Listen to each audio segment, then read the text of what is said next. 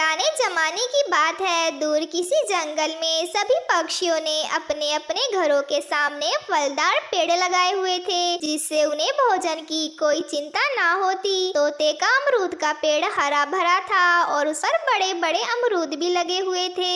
कबूतर चाचा तो बहुत मेहनती थे। उन्होंने तो अपने लिए तरबूज के पेड़ लगाए हुए थे। पड़ोसी चिड़िया का आमों का पेड़ एक विशाल पेड़ था जो आमों से भरा हुआ था। ऐसे सब पक्षी बहुत खुश थे। उसी जंगल में एक कौवा और कौवी भी रहते थे जो बहुत आलसी और निकम्मे थे। उन्होंने अपने घर के पास तो आम का एक पेड़ लगाया हुआ था, मगर वो उसकी सेवा ना करते। वो पेड़ सूख गया था।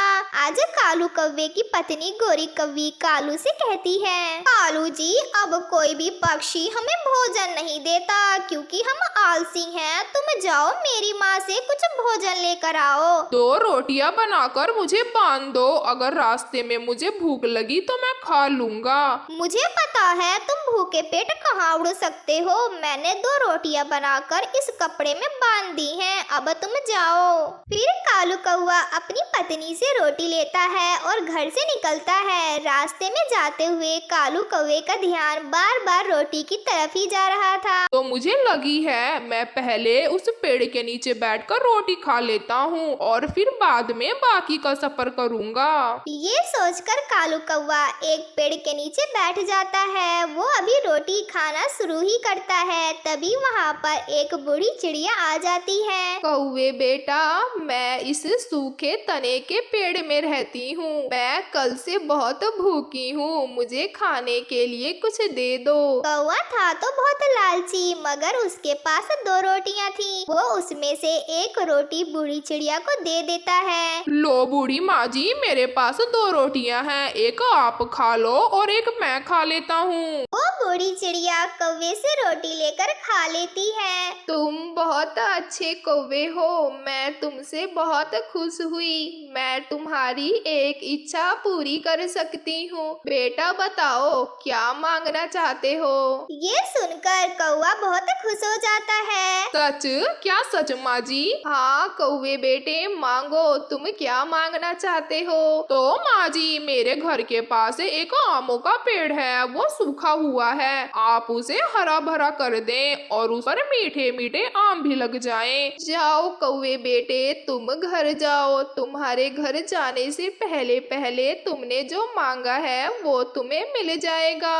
कालू कौवा खुशी खुशी वहाँ से घर वापस उड़ता है। दूर से ही कालू कौवा अपना हरा भरा पेड़ देखकर बहुत खुश होता है। गोरी, गोरी कहाँ हो? जल्दी बाहर आओ। गोरी भी घर से बाहर आती है। हाय, मैं मर गई कालू जी, हमारा पेड़ कैसे हरा भरा हो गया और इस पर मीठे मीठे आम भी लगे हुए हैं। फिर कालू कौवा अपनी पत्नी को सारी बातें बताता है। मैंने उस बूढ़ी माँ जी को एक रोटी दी और उसने मेरी एक इच्छा पूरी कर दी। अब तुम खुश हो ना? हमारे भोजन की चिंता खत्म हुई। हाँ कालू जी, अब तो हमें मजे मजे से मीठे मीठे आम खाने को मिलेंगे। रात को गोरी कौवी अपने घोंसले में लेटी हुई थी तो गोरी कौवी कालू से कहती है, पति जी एक बात कहूँ? कहो कहो गोरी, क्या बात है? ये घर बहुत पुराना है, क्या वो बूढ़ी माँ जी हमें एक बड़ा और नया घर भी दे देगी?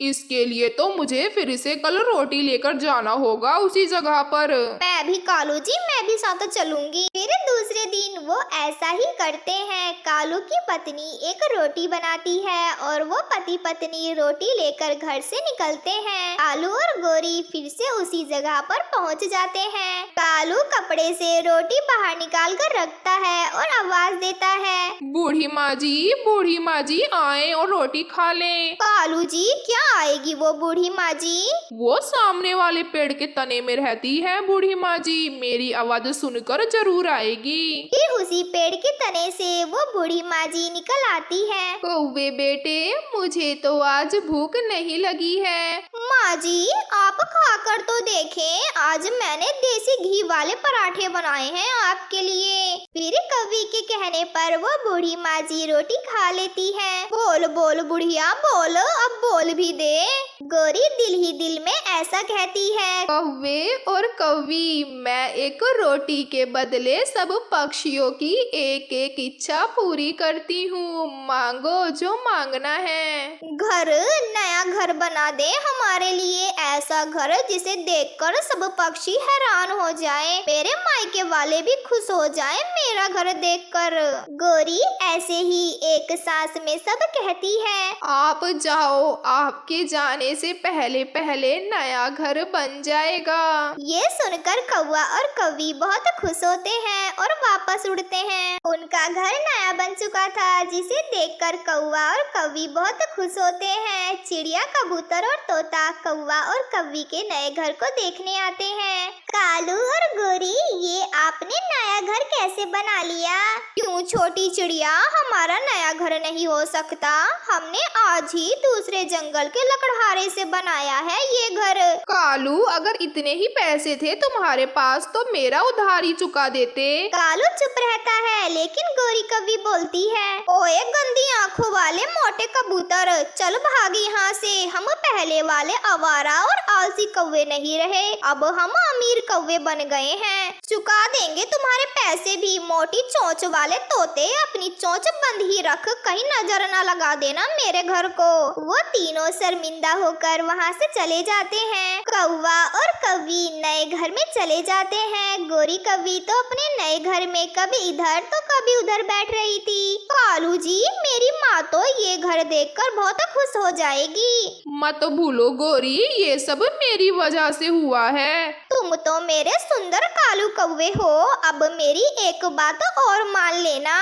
बताओ बताओ पत्नी जी, अब क्या बात है? कालू, हम फिर से एक और रोटी लेकर जाएंगे बूढ़ी माँ जी से, और मेरे लिए सोने के गहने लेकर आएंगे। कालू चुप रहता है। दूसरे दिन गोरी सुबह सवेरे ही कालू को उठा देती है। कालू जी, मेरे सुंदर पति जी, मैंने रोटी बना ली है, चलो मेरे साथ। रोटी लेकर कौवा और कौवी फिर से उड़ते हैं और उसी जगह पर बैठकर बूढ़ी माँ जी को आवाज लगाते हैं। माँ जी जल्दी आए, आज मैं आपके लिए आलू वाले पराठे लाई हूँ। नहीं कौवी बेटी, आज मैं तुम्हारी कोई भी इच्छा पूरी नहीं कर सकती, क्योंकि अब मेरी शक्ति खत्म हो गई है। ये सुनकर गोरी कौवी बहुत निराश हो जाती है। बेटी, ये पराठा तुम मुझे दे दो, मैं इसे किसी गरीब पक्षी को दे दूंगी, और तुम मुझे बुखार की दवा ला दो। ये कहकर वो बूढ़ी माँ जी पेड़ के तने में चली जाती है। बुढ़िया कहीं की, चल कालू घर चल, हमें इस बुढ़िया से क्या लेना देना। फिर वो वापस घर आते हैं, मगर जब वो वापस आते हैं तो पेड़ भी सूख चुका था और उनका घर भी टूट चुका था। कौवा और कौवी वहाँ बैठकर रोने लग जाते हैं। कालू कालू, बहुत बुरा हुआ, सब चला गया जो आया था हमारे पास। वो बूढ़ी माँ जी भी वहाँ आती है। लालची और खुदगर्ज पक्षियों का यही अंजाम होता है। ऐसा कहकर वो बूढ़ी माँ जी गायब हो जाती है। कौवा और कौवी रोते रह जाते हैं।